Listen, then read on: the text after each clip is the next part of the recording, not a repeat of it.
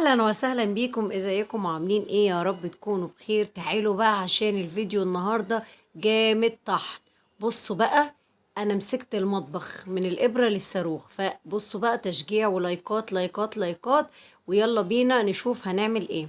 اولا كده البلكونه حالتها ميسر عضوى الحبيب زي ما انتم شايفين. امبارح وانا معاكم في الفيديو قلت لكم ان انا هسيب المخدات تتهوى في البلكونه، فطبعا سبتها في الارضيه كده على النجيلة وطلع عليها الشمس، وبصوا اتهوت واتشمست وكل حاجة خلاص. وغسلت معاكم برضو الخداديات بتاعت اللي هي كيس المخدات، والحمد لله وخلصت. فاضل بقى البلكونة، شايفين منظرها عامل ازاي؟ انا كان جوزي جايب لي بصل هنا وعامل قشر وبصوا مبهدل الدنيا. فانا كل اللي انا عملته جبت طبق معايا بلاستيك كده وحاولت ان انا انضف القشر منه. انا كنت قصه اللي هي العروش بتاعته دي، وكنت رمياها خلاص وخلصت منها، وكان لسه يعني طري، كان فيه ميه. فانا حبيت ان انا اسيبه هنا على الصينيه في البلكونه كام يوم كده لحد ما ينشف، وهو الحمد لله نشف دلوقتي. بس عايزه اقول لكم بهدل لي الدنيا، ومش عارفه اقف ولا عارفه انشر ولا عارفه اعمل اي حاجه. وطبعا دودو بتخش البلكونه معايا فبتلعب في القشر، فبهدله كده ومنظر مش حلو. فقلت لا، ما بديهاش بقى، ده انا لازم بقى ايه انضف الحاجات اللي انتوا شايفينها دي.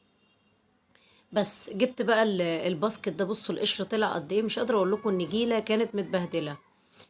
كوتشي كان جوزي برضو كان ده بصراحه عايز يتغسل، بس كان في ريحه يعني، فانا كنت سايباه هنا كام يوم كده لحد ما اغسله له. المهم يعني فهعمل ايه بقى؟ همسك النجيله دي زي ما قلت لكم كده، هنفضها. انا مش هغسلها، انا مش هغسلها المره دي، انا بس هنفضها تنفيضه حلوه كده، واسيق البلكونه وحلوه قوي كده وبسيط، لان انا عندي معمعه في المطبخ. وانتوا هتشوفوا دلوقتي بنفسكم ان انا مجرد ما اكنسها والم الفتل بس اللي عليها اللي هي مطرح الغسيل والكلام ده كله، هتبصوا تلاقوها بقت حاجه تانية. فتعالوا نشوف مع بعض. ولايكات لايكات، ما تنسيش اللايك قبل ما تتفرجي على الفيديو، تحطي لي لايك طبعا تشجعيني وتقولي تسلم ايدك، عشان انا فعلا تعبت. انتوا بتشوفوا الفيديو بسيط وسهل، لكن انا ببقى متدمرة ورا الكاميرا. فما تنسيش تحطي لي لايك، ويلا بينا نكنس البلكونة. جبت المقشة بتاعتي بقى كده، بصوا بقى القشر والنجيلة بتنزل، ده مش تراب، ده الحاجات اللي هي الخضرة اللي بتنزل من النجيلة دي. وطبعا دي يعني ما بتبانش غير لما انا بشيل النجيله، لكن طول ما النجيله محطوطه عادي كل ده ما بيبانش. فهكنسها كنسه حلوه كده. عايزه اقول لكم ان الهوا كان جامد قوي النهارده. بصوا قشر التوم البصل كان عمال يطير ازاي، فانا كنت عماله اجري كده وراه بحيث ان انا اخلص بقى. بصوا، المهم هلم القشر دوت وهمسك البلكونه كده، الم بقى كل التراب ده كله، وهمسك السكلو معايا. بصوا بصوا الهوا كان حلو قوي النهارده، يعني زياده عن اللزوم. بصوا، هو عامه الجو يعني لسه احنا ما قلناش يا صيف عندنا، لسه الجو ساقع، مش عارفه في ايه يا جماعه بصراحه. جبت بقى شويه ميه هنا وحطيت شويه صابون بقى مواعين. ما جبتش بريكس، قلت يلا مش مشكله. على عايزه اقول لكم ان انا كنت شغاله والنور قاطع، فانا كنت عايزه امشي اموري واخلص. فسيقت البلكونه كده معاكم اهو زي ما انتم شايفين كده، ما خدتش اي دقايق في ايدي. يلا بسرعة بسرعة عملتها وخلصتها وخليتها زي الفل. بس حطيت كده البريكس ودعكت الارض كويس بالسكلو اهو زي ما انتم شايفين كده، ما خدش اي حاجة معايا، بسرعة بسرعة. بص اهو. وبعدين هلم بالموب كده معايا بسرعة برضو. برضو هو الصابون برضو زي ما انتوا شفتوا، بصوا اهو نفس حركة امبارح، بس يعني الحمد لله يعني انا كنت حاطة الجردل من جوه وكنت عمالة اعمل كده بيه اهو. بس كده هلمه بقى مع نفسي كده انا واحدة واحدة اهو. انا كده يعتبر خلصته، انا بس مجرد ان انا هلم المية بس. عملت ناحية فاضل ناحية بس، ما خدش معايا اي حاجة. وخلصت من البلكونة ومن منظرها اللي ما كانش عاجبني بجد، منظر وحش جدا. البصل في البلكونة ده، انا طبعا ما بعملش الحركة دي، بس انا عشان البصل اللي لسه نازل جديد دوت كان لازم ان احنا ننشفه. وطبعا لو كان قاعد في المطبخ ما كانش هينفع وكان هيبوظ عشان خاطر لسه طري. بس سبت البلكونه قلت تنشف شويه واخش اعمل معاكم ايه الحاجات اللي انا بقول لكم عليها.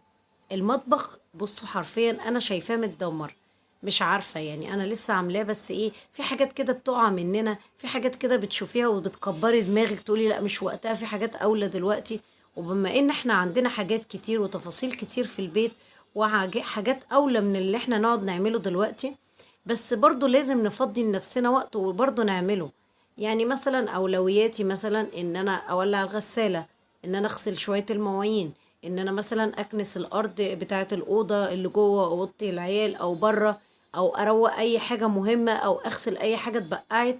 دي من الضروريات. فبما ان بقى ان انا النهاردة كنت حاطة في دماغي ان انا لازم اعمل اي حاجة النهاردة، انا متعوده ان انا مش بنظف عشان مثلا داخل عليا عيد ولا داخل عليا مناسبه، لا انا الحاجه اللي شايفاها متبهدله معايا انا ما بحدد لهاش وقت وبغسلها طبعا واخلص منها، لان دي حاجات من الاساسيات ولازم كانت تتعمل. فالتربو ده انا شايفاه بقاله كام يوم كده مش عاجبني، وعليه تراب ودهون والقشر وبهدله التوم والبصل زي ما انتم عارفين. فطبعا كان لازم ان انا انقذ الموقف والحقه قبل ما يكتر عليا ويبقى صعب عليا. فطبعا هنا جبت شوية صابون مواعين عادي. عايزة اقول لكم التربو ده ستانلس، هو بس مفيهوش الا الايدين بتاعته هي اللي خشب. عملته كده بالفرشة والبيست جلافز لان انا ضوافري يا جماعة بايظة ومتكسرة خالص.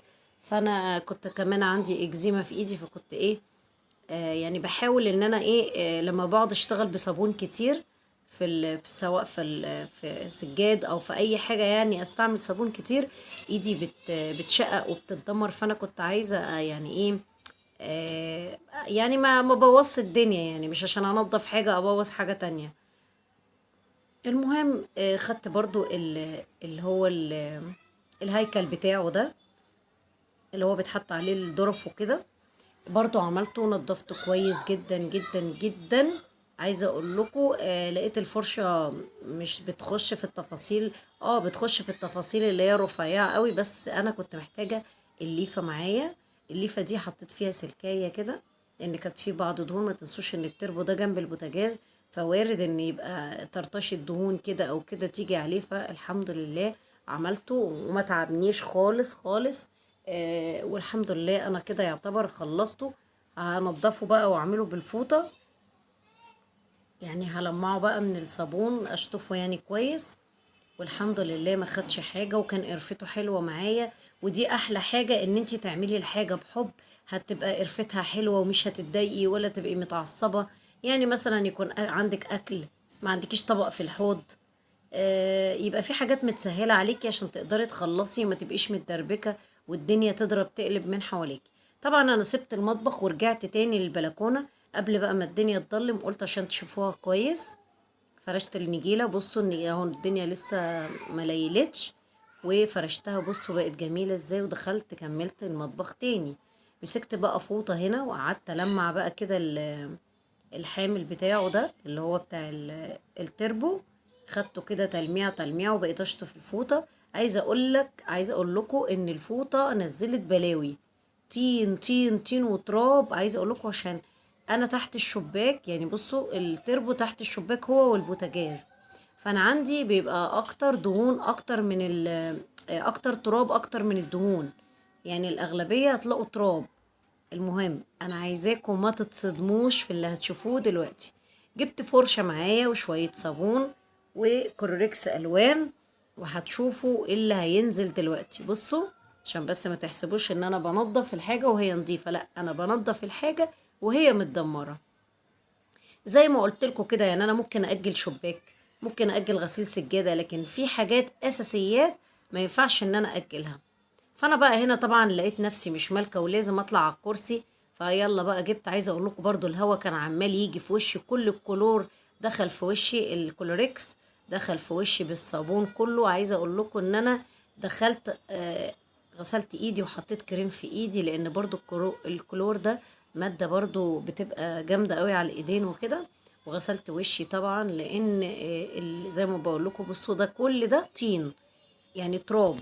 طبعا انا الشباك على الشارع، فطبيعي قوي ان تلاقوا الهواء اللي داخل مع السلك بيبقى عامل تراب. بصوا هتلاقوا كل دي المية اللي نازلة دي، بصوا كلها عبارة عن تراب. حتى هوريكم المية دلوقتي، بس بجد بجد هتتصدموا من المنظر اللي هتشوفوه. وكمان نزلت الشفاط، قلت يلا اخده معايا.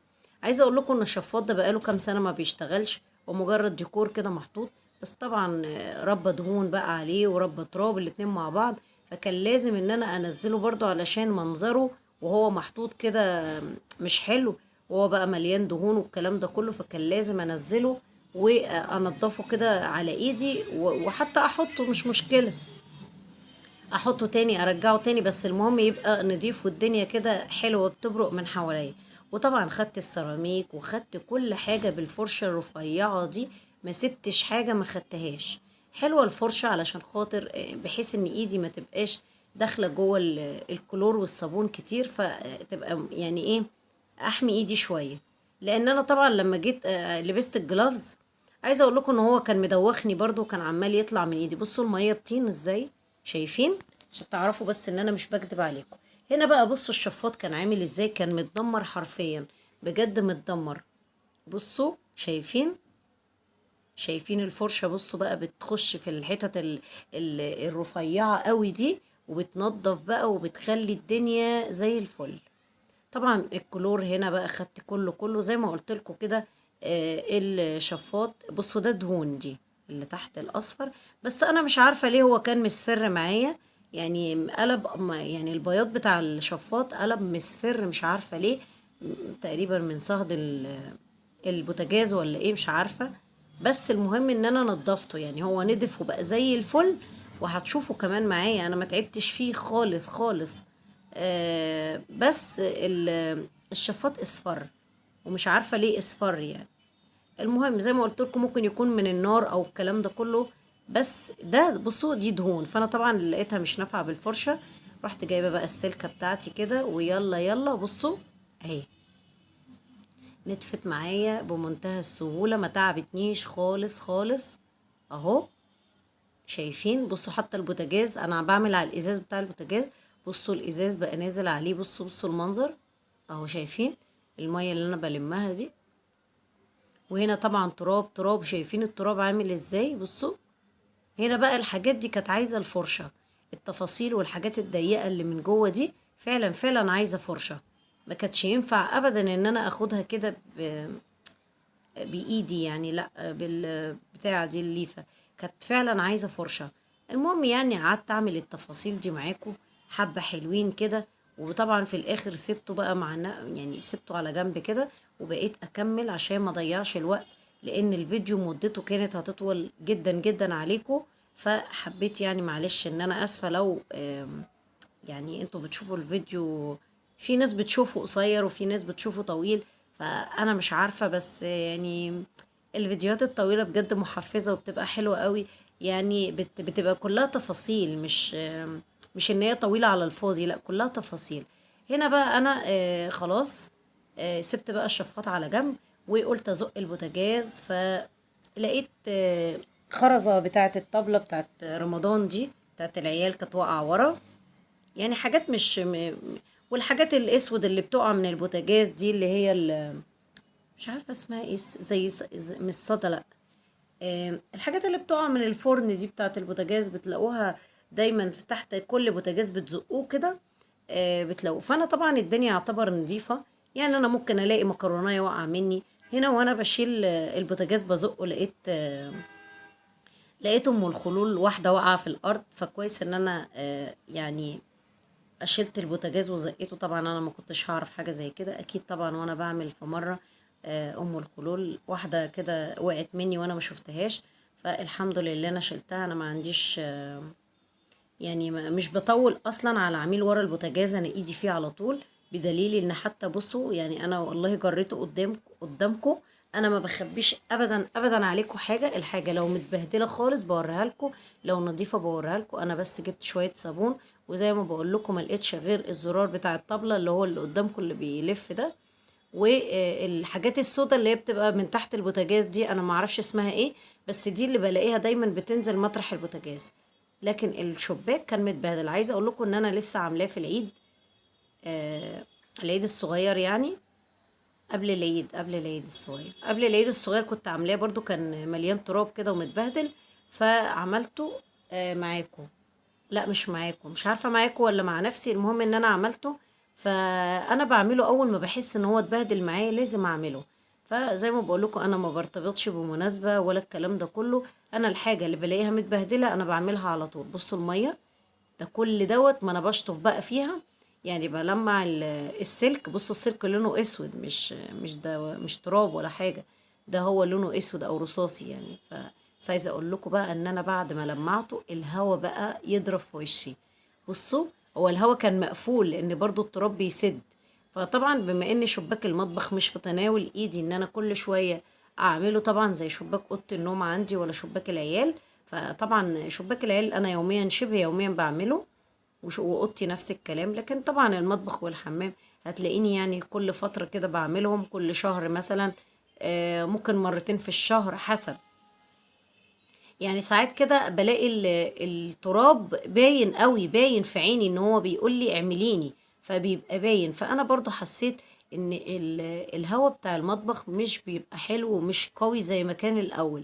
فاول ما تعرفي ان في طراوه مش داخله من الشباك، تعرفي على طول ان الشباك عايز يتنضف.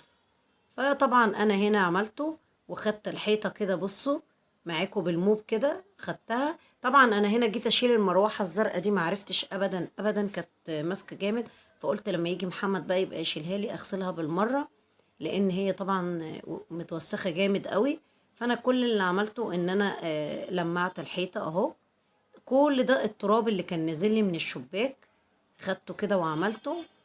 بصوا هنا البتاع برضو ايدها طويلة قوي فما كنتش متحكمة، بس الحمد لله عملتها وخليت الدنيا زي الفل اهو.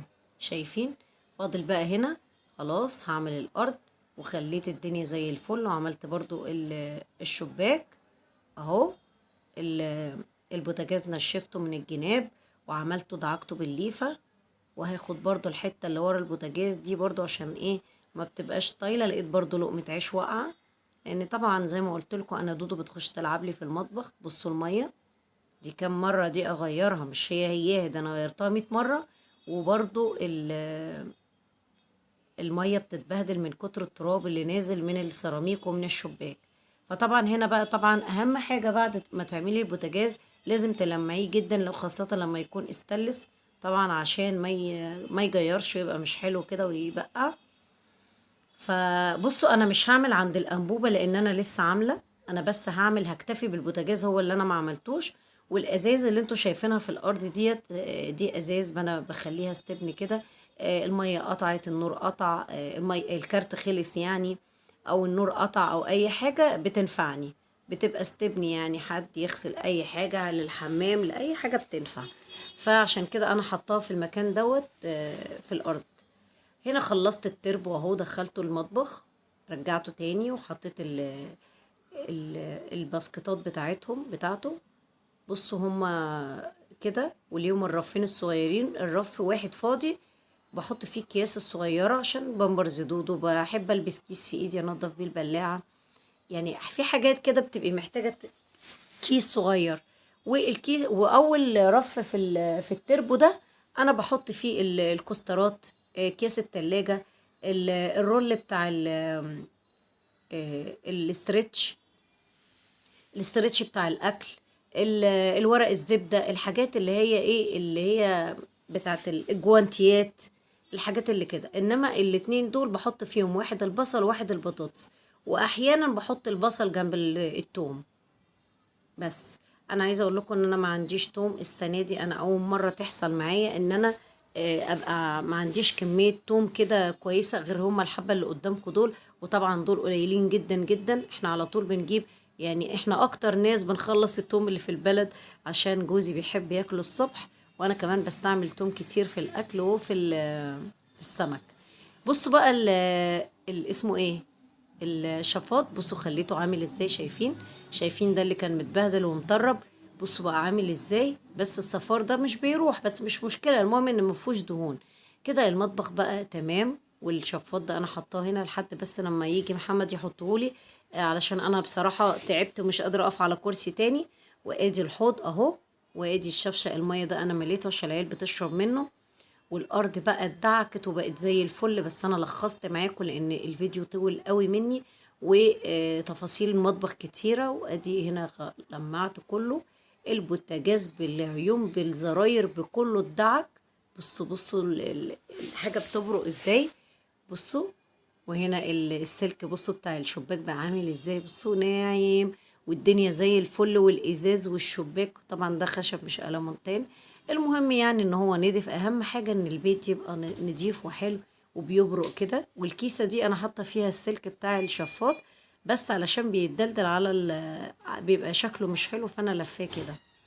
وهنا خلصت التربو ورصيت كده الحاجة اهو زي ما بوريكم. وهنا حاجات الكياس، وبوريكم بقى التفاصيل. وتعبت وبجد بجد انا ارتحت خالص ان انا عملت العملة دي. يلا اللي وراها حاجة تعملها بسرعة بسرعة، ما تسيبيش مطبخك يبقى مش حلو. ويا رب يكون الفيديو خفيف ولطيف. ويلا اشوفكم فيديو جديد، مع السلامة.